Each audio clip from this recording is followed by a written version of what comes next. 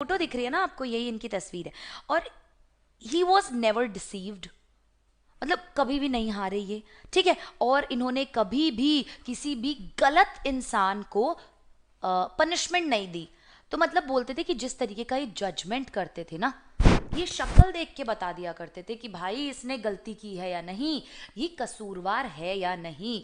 कैसे बता देते थे बच्चों, ये शक्ल देख के बता देते थे, ठीक है। तो चलिए आज हम देखते हैं क्या है इस चैप्टर में। ये चैप्टर लिखा है बच्चों सिस्टर निवेदिता ने। किसने? सिस्टर निवेदिता ने ये चैप्टर जो है वो लिखा है। Sister Nivedita was born on 28th October 1867। Sister Nivedita का जन्म जो है वो कब हुआ था? 28 अक्टूबर 1867 में हुआ था।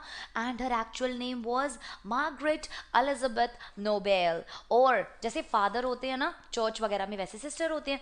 तो ये बोल रहे हैं कि सिस्टर निवेदिता जो थी उनका जन्म हुआ था 28 अक्टूबर 1867 में। और उनका जो एक्चुअल नाम था वो था Margaret Elizabeth Noble. She was an Irish lady and a disciple of Swami Vivekananda. वो आयरलैंड से बिलोंग करती थी, वो आयरिश लेडी थी और चेली थी। किसकी किसकी छात्रा थी? वो थी स्वामी विवेकानंद की। She opened a girls college in baby बाजार एरिया ऑफ कैलकाटा। जो कैलकाटा का बेबी बाजार एरिया है वहां पर इन्होंने क्या किया था बच्चों? वहां पर लड़कियों के लिए इन्होंने एक स्कूल खोला था। ऑन अक्टूबर 13 1911 इन दार्जिलिंग। कहां पर, कब खोला था? अक्टूबर 13 अक्टूबर 1911 में दार्जिलिंग में। अब हम पढ़ लेते हैं थोड़ा सा लेसन के बारे में कि लेसन में क्या दिया हुआ है। कवि के बारे में पढ़ना तो इम्पोर्टेंट होता ही है ना। कवि के बारे में तो पढ़ना ही पड़ता है। तो इसीलिए आज अब थोड़ा सा लेसन के बारे में पढ़ लेते हैं। कवि के बारे में तो हमें पता चल गया कि कवित्री क्या कह रही हैं, कहाँ पे थी, क्या क्या करती थी, ठीक है। अब लेसन के बारे में है the name of king Vikramaditya is famous in Indian history. कि ये जो नाम है राजा विक्रमादित्य का, ये बहुत प्रसिद्ध है भारत के इतिहास में। And he was the king of Ujjain. और ये उज्जैन के राजा भी रह चुके हैं। After his death his places were ruined. इनकी मृत्यु के बाद इनके जो पैलेसेस थे, इनके जो बड़े बड़े किले, इनके जो रहने के घर थे, वर रूइंड, वो तबाह कर दिए गए। The people took their animals to graze at that place. लोग बाग क्या करने लगे? अपने जानवरों को उस जगह पर चराने के लिए लेकर जाने लगे। Once a chair like thing appeared there. एक बार वहां पर बच्चों एक चेयर जैसी चीज जो है वो रखी हुई उन्हें दिखी। A boy of the village sat on it and started playing justice। और एक बच्चा उसके ऊपर बैठ गया और वहां पर न्याय न्याय खेलने लगा, ठीक है। The king ruling the kingdom at that time thought of taking out that chair. और वो राजा जो उस समय वहां पर राज कर रहा था, उसने क्या सोचा? Of taking out that chair, उस चेयर को बाहर निकालने का सोचा। When he wanted to sit on that chair, the angels flew away with it। जब भी वो उस चेयर के ऊपर बैठने की कोशिश करते तो वो जो परियां थी वो उसके साथ उड़ जाया करती। अब ये इंटरेस्टिंग स्टोरी जो है वो हमें जानने के लिए मिलेगी कि ऐसी कौन सी चेयर थी। चलिए, वी आर ऑल, भाई चलो, हाँ, we are all familiar with the name of Vikramaditya. हम सभी बहुत ही ज्यादा फैमिलियर हैं, मतलब जानते हैं किस नाम को? विक्रमादित्य के नाम को। His reign has been a landmark in the history of our country.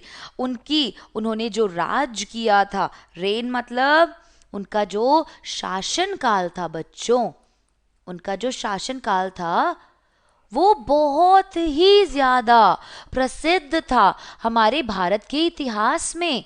The Vikram Samvat ओज इट्स ओरिजिन टू हिम। जो विक्रम संवत है वो कहां से शुरू हुई? उनका जो ओरिजिन है वो विक्रमादित्य से ही शुरू हुआ। Although his name is so famous it is strange that we hardly know anything definite about his life. कि ये हमें पता है कि उनका नाम जो है वो बहुत प्रसिद्ध है, ठीक है, लेकिन ये बहुत आश्चर्य वाली बात है कि उनकी जिंदगी के बारे में हमें ज्यादा कुछ नहीं पता। There is one thing certain about him. लेकिन एक चीज उनके बारे में निश्चित है, और वो क्या है बच्चों? How ever he love justice and learning. कि उन्हें न्याय और सीखना बहुत ज्यादा पसंद था। क्या क्या पसंद था उनको? न्याय करना और सीखना बहुत पसंद था। He gave perfect justice to his people and gathered learned men about him in his court. वो क्या करते थे? ही गेव परफेक्ट जस्टिस, वो बिल्कुल बढ़िया एकदम सटीक न्याय जो है वो उनके लोगों को दिया करते थे। एंड गैदर्ड, और इकट्ठा करते थे, लर्नड मैन, जो समझदार लोग होते थे उन्हें, about him in his court. वो क्या करते थे? वो अपने चारों तरफ जो ज्ञानी लोग होते थे उनको इकट्ठा करते थे अपने दरबार के अंदर। It is said that he was the greatest जज इन हिस्ट्री। ऐसा कहा जाता है कि भाई वो बहुत महान के भी महान, great, greater, greatest, superlative degree लगा दी। सुपरलेटिव डिग्री का मतलब उनसे बड़ा कोई महान जो आदमी है, उनसे बड़ा कोई जज जो है वो हुआ ही नहीं है पूरे इतिहास के अंदर। ठीक है। Vikramaditya was never deceived. अब बोल रहे हैं कि विक्रमादित्य जो है वो कभी भी डिसीव्ड नहीं हुए, मतलब उन्होंने कभी भी बच्चों धोखा नहीं खाया। Nor did he ever punish the wrong man, और कभी भी उन्होंने किसी भी गलत आदमी को पनिशमेंट नहीं दी। The guilty trembled when they came before him, for they knew that his eyes would look straight into their guilt. क्या कह रहे हैं? जो गिल्टी था, जो कसूरवार होता था, वो ट्रेम्बल्ड, कांप जाता था। when they came before him, जब वो उनके सामने आते थे, for they knew, क्योंकि वो जानते थे, that his eyes would look straight into their guilt, कि उसकी जो आंखें हैं, विक्रमादित्य की आंखें, वो सीधे उनके अंदर ये जो गिल्ट है, जो पश्चाताप है, ये जो भरा हुआ है इनकी आंखों के अंदर, उनके जो कसूर करने का, वो सीधा पहचान लेगा। And those who came to him with difficult problems were always satisfied by the way he solved them. और वो लोग who came to him, जो उनके पास आते थे with difficult problems, बहुत ही मुश्किल problems के साथ, were always satisfied, वो हमेशा संतुष्ट होकर जाते थे by the way he solved them, जिस तरीके से विक्रमादित्य उन परेशानियों को, उन कठिनाइयों को, उन दिक्कतों को, उन प्रॉब्लम्स को फेस करते थे, वो फेस करते थे, साथ ही साथ सॉल्व करते थे। तो वहां से उनके पास से जब लोग जाते थे तो वो बहुत सेटिस्फाई होके जाते थे, बहुत बढ़िया तरीके से अच्छा लगता था उनको, तभी वो जाते थे। And so in India, after him, whenever any judge pronounced his judgment with great skill, it was said of him, he must have sat on the judgment seat of Vikramaditya.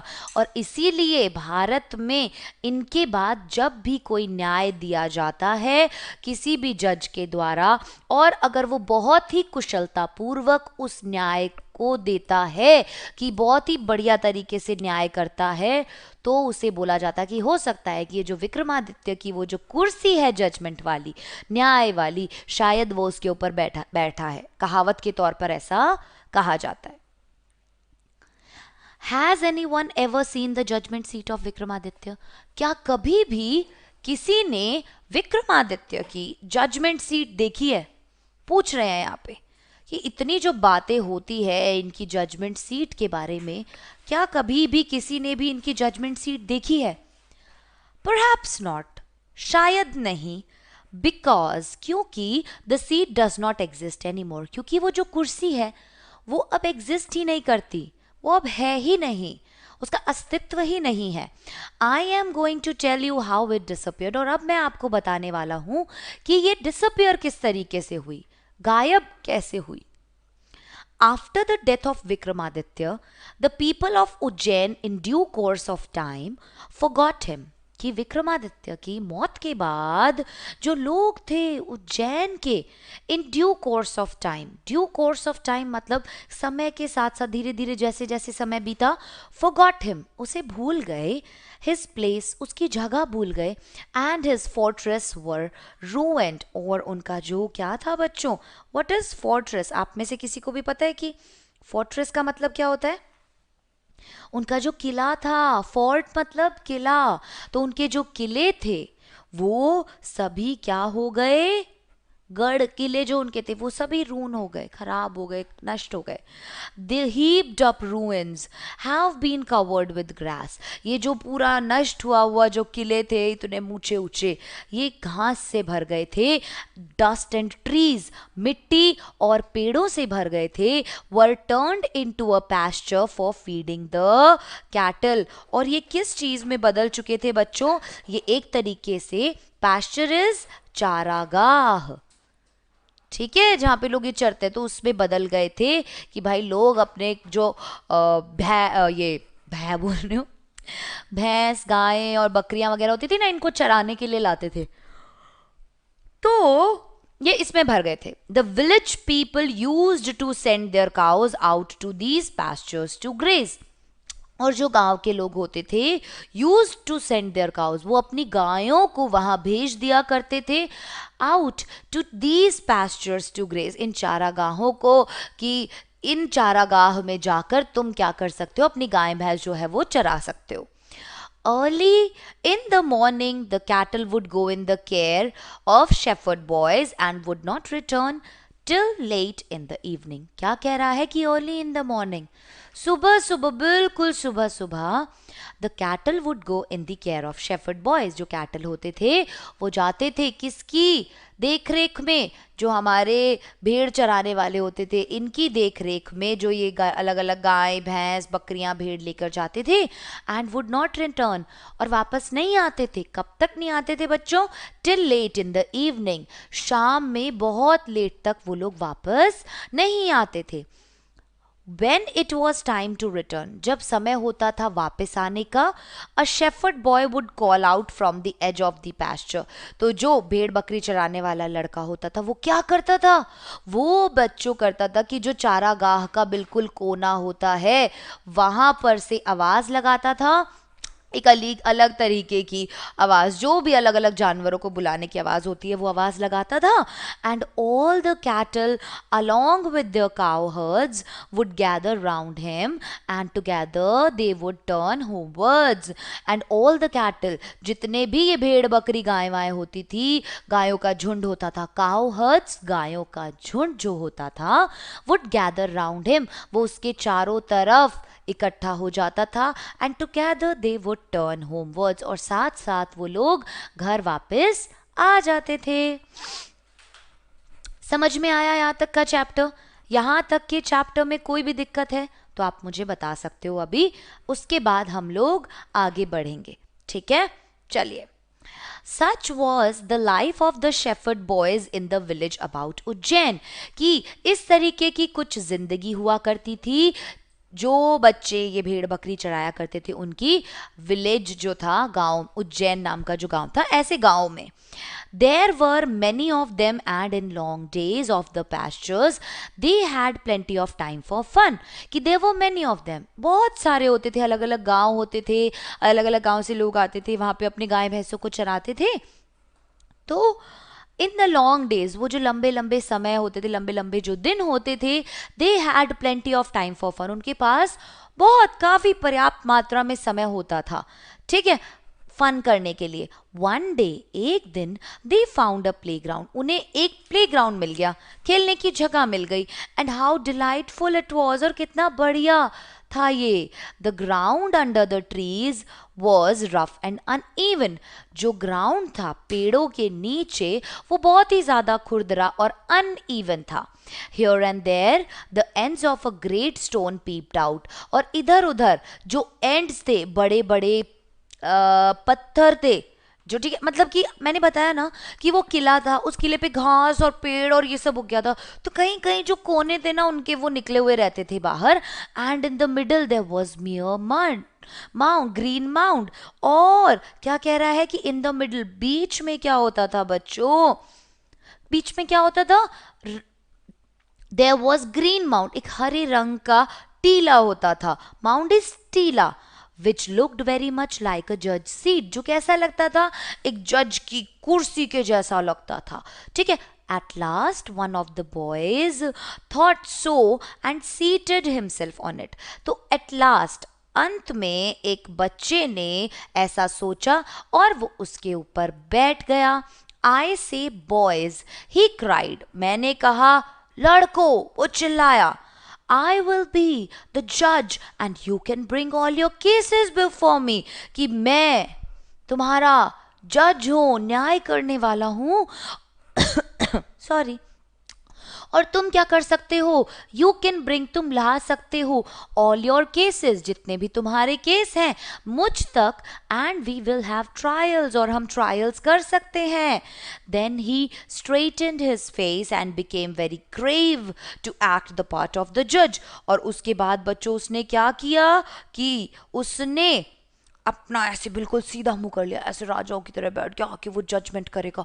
और बहुत गंभीर, ग्रेव मतलब बहुत गंभीर, ऐसे लेके आओ, सभी को लेके आओ, आज मैं तुम सभी के न्याय करूंगा, तुम सभी अपने केसेस यहां तक ला सकते हो और हम ट्रायल्स कर सकते हैं. इस तरीके से वो बच्चे जो है वो खेलने लगे थे. ठीक है, आगे बढ़ते हैं. देन द स्ट्रेटेंड हिज फेस, उसने बिल्कुल अपना मुंह सीधा कर लिया. एंड बिकेम वेरी ग्रेव, और बहुत गंभीर बन गया. To act the part of the जज, जज का एक पार्ट एक्ट करने के लिए. ठीक है.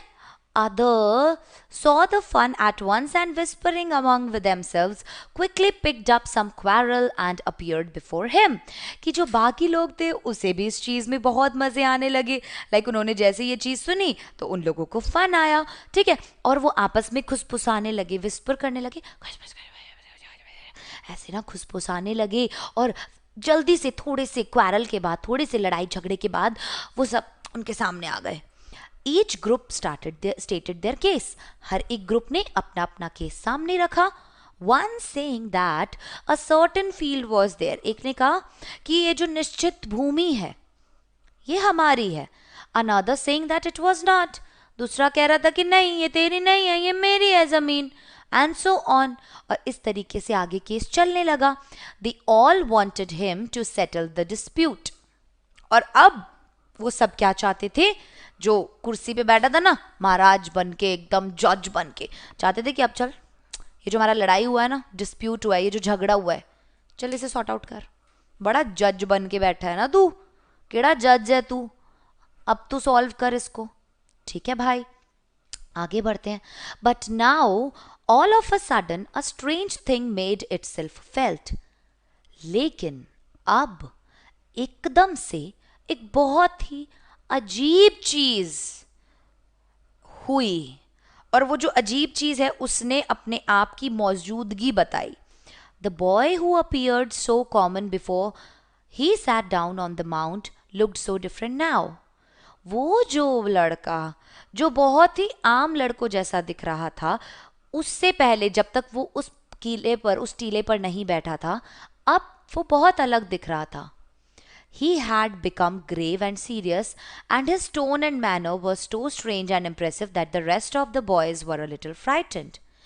He had become grave. वो बहुत ज़्यादा गंभीर दिख रहा था, सीरियस हो गया था.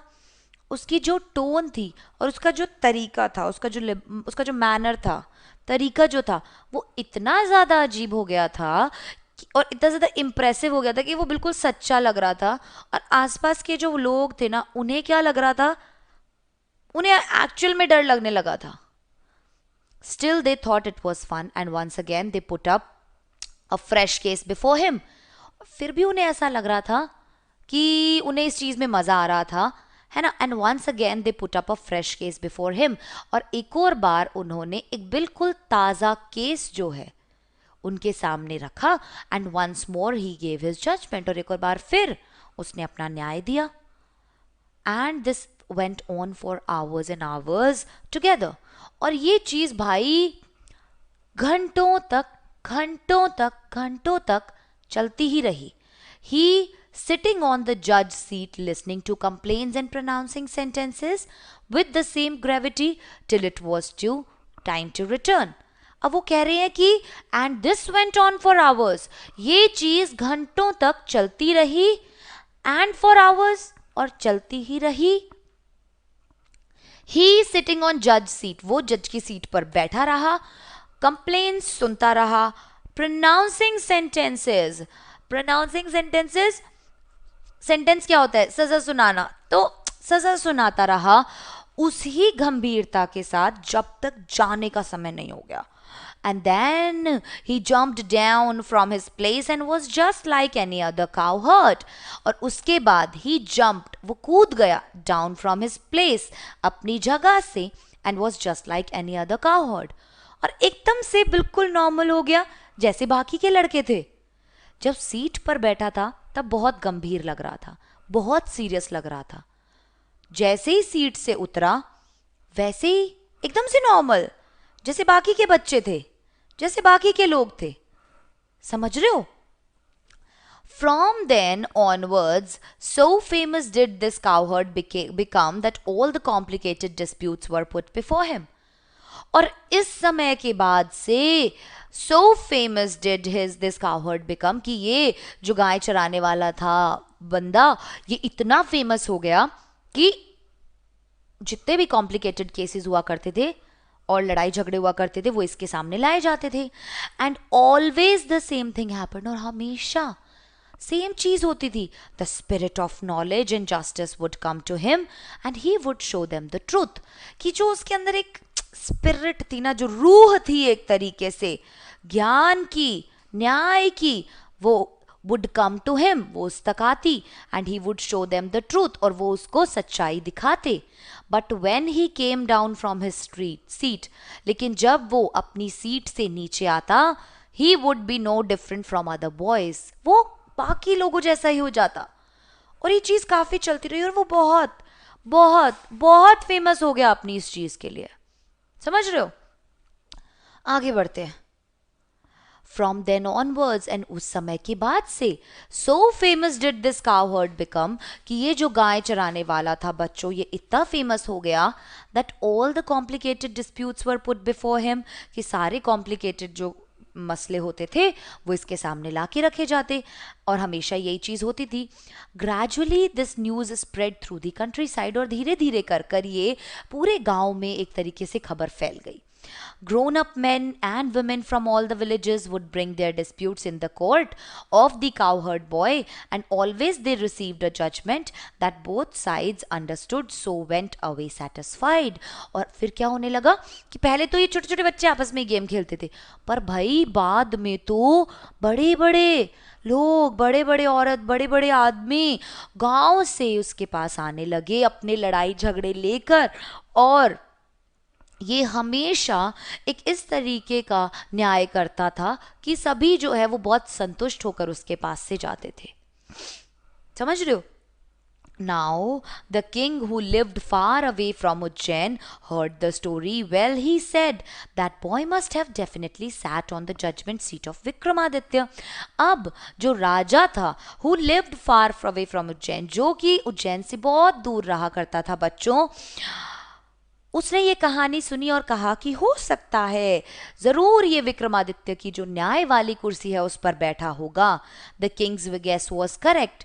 किंग का जो तुक्का था वो बिल्कुल सही था.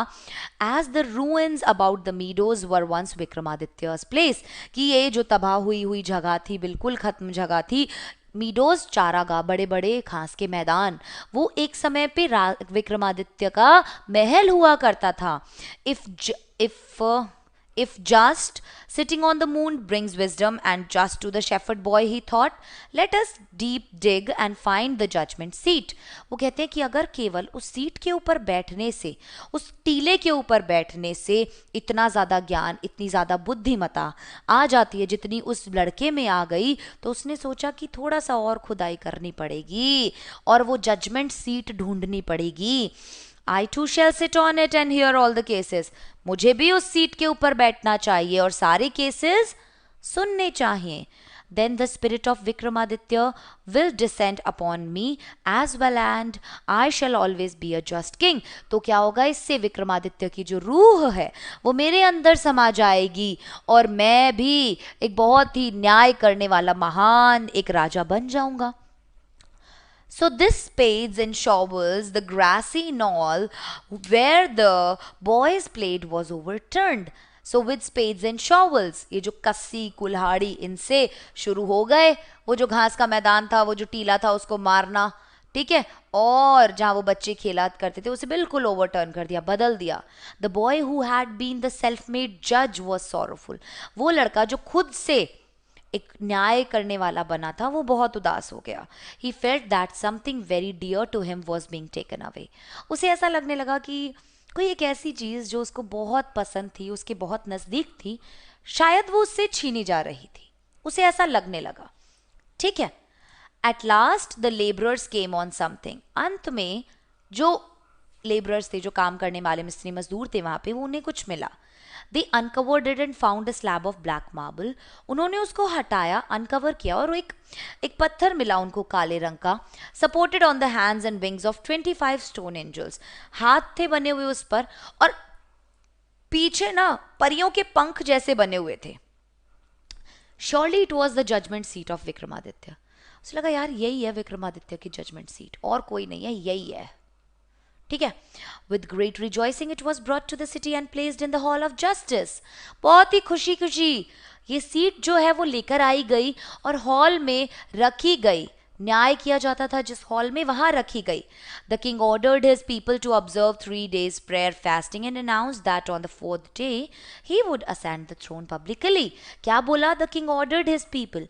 लोग, किंग ने, राजा ने अपने लोगों को ऑर्डर किया to observe 3 days prayer fasting, की क्या करें, 3 दिन की ये जो प्रार्थना है, ये जो व्रत वगैरह है वो करें, और चौथे दिन फाइनली अपने राजा को उसके ऊपर बैठते हुए देखें. At last the great morning came and crowds assembled to see the king take his seat. अंत में वो बढ़िया सुबह, ग्रेट महान सुबह हुई और दुनिया इकट्ठी हुई अपने राजा को देखने के लिए उस महान गद्दी पर बैठते हुए. Walking through the long hall came the judges and priests of the kingdom, followed by the king. Then, as they reached the seat of judgment, they parted into 2 rows. The king walked up in the middle, bowed his head in reverence, and went straight to marble slab. क्या हो रहा है बच्चों यहाँ पर?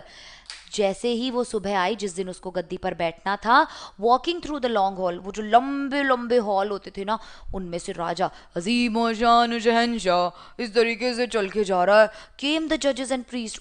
दूसरे जज आए हुए थे, ठीक है, पंडित वंडित आए हुए थे, ठीक है, फॉलोड बाय द किंग. पीछे पीछे चल रहे थे वो लोग उनके. और जैसे ही वो जजमेंट सीट तक पहुंचे, दे पार्टेड इनटू 2 rows. वो ऐसे 2 उनमें बट गए, और जो किंग था वो आगे बढ़ा उस स्लैब तक. और जैसे ही उसने क्या किया, उसने सामने ऐसे झुका आदर करने के लिए उस गद्दी का, और went straight to the marble slab. सीधा चला गया उस मार्बल स्लैब के पास. When the king was about to sit on the throne, जैसे ही किंग बिल्कुल बैठने वाला था स्टोन के ऊपर, थ्रोन के ऊपर, one of the angels began to speak. वो जो पीछे परियां बनी हुई थी वो बोलने लग जाती हैं. Stop! It said, do you think that you are worthy to sit on the judgment seat of Vikramaditya? कहती है रुक जाओ, क्या तुम अपने आप को पूरा समझते हो काबिल कि तुम विक्रमादित्य की इस जजमेंट सीट पर बैठ सकते हो? Have you never desired to rule over kingdoms that were not your own? Have you never desired, क्या तुम्हारी ऐसी कभी इच्छा नहीं रही कि तुम उन राज्यों पर राज करो जो कि तुम्हारे खुद के नहीं हैं? For a while the king could not think of an answer. थोड़े क्षण के लिए किंग को कोई आंसर ही नहीं सूझा. He knew his life was unjust. वो जानता था कि वो बहुत ज्यादा अन्याय करता है. ठीक है. After a long silence he spoke. एक लंबी शांति के बाद वो बोला. No, he said, I'm not worthy. कहते नहीं, मैं लायक नहीं हूं. Go then and fast and pray for 3 days, said the angel. Angel ने कहा जा, फिर प्रार्थना कर, व्रत कर 3 दिन के लिए, so that you may purify yourself and be worthy to sit on the throne, ताकि तू अपने आप को शुद्ध कर सके और फिर तू लायक बन सके इस पर बैठने के. With these words it spread it wings and flu away. और इन शब्दों के साथ उस कुर्सी ने अपने ऐसे मतलब पंख फैलाए एंजल्स ने, और वो उड़ गई. ठीक है. तो बच्चों आज की क्लास जो है वो हम यहीं तक करेंगे. बाकी का जो चैप्टर है वो हम करेंगे नेक्स्ट क्लास में. कब करेंगे वो वो हम करेंगे मेरे प्यारे बच्चों अगली क्लास में। अगली क्लास में हम चैप्टर करेंगे, उसके इंपॉर्टेंट क्वेश्चन आंसर्स भी देखेंगे। और आज की ये जो क्लास है वो हम यहीं पर ख़त्म करते हैं। आई होप आपको ये चैप्टर जो है वो पसंद आया होगा। एक चीज़ और मैं आपको जाते जाते बता दूं, दैट इज़ आपका time table. So class 10th के हिंदी मीडियम के बच्चों का ये है प्यारा सा टाइम टेबल, आप इसे देख सकते हो, इसके अकॉर्डिंग क्लासेस लगा सकते हो और कोई भी क्लास मिस मत करना, ठीक है। सो मिलते हैं नेक्स्ट क्लास में। अपना ध्यान रखो, मम्मी पापा का ध्यान रखो, परेशान मत करो उन्हें, पढ़ते रहो, खेलते रहो, जीतते रहो और मज़े करते रहो, ठीक है। मिलते हैं नेक्स्ट क्लास में, तब तक के लिए बाय बाय।